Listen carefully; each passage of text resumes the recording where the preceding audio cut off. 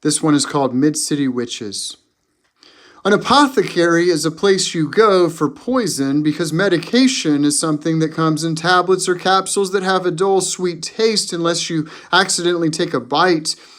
Except for steroids, which embitter everything unless you miraculously get them down your throat in one draught of sink water. The doctor told me diet doesn't matter. He said it was okay to play around with herbs. It wouldn't hurt anything, and he referred me to the dietitian who gave me several different charts in which several different diets contradicted each other so that if I wanted to follow them all, I could literally eat nothing, which didn't help much, and even the homemade yogurt didn't put enough of the good germs inside to stop the blood shitting, but I didn't first go to the Mid-City Witches for myself. I went because it was Christmas, and I'm terrible at shopping for my wife, and I thought maybe bath bombs or some kind of tincture spray, something womanly, so I stood awkwardly for 15 minutes while women with nose rings and dreadlocks grabbed crystals and rosemary smudges, going about their business, not noticing the strange man studying how the magic works until I finally gathered the courage to step up to the counter and say, "Help, I have a wife, I don't know what to do."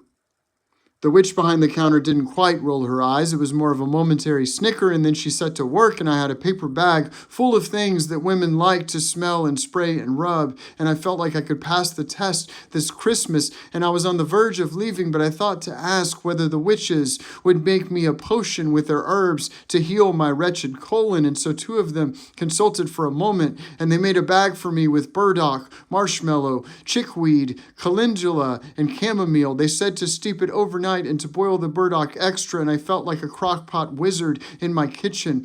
And I don't know if it worked, but when I tasted the tea, it breathed life into me in a way that got me hooked. So a month later, I went back to the apothecary with more confidence this time, adding ashwagandha, meadow sweet, cat's claw, nettles, holy basil, oat straw, and I made a new witchy friend who said that magic happens whenever we act with intention. So I prayed over my potions and loved them with my spoon and mixed in rosemary and parsley from my garden and added local honey, but not too much. Some days the blood was less.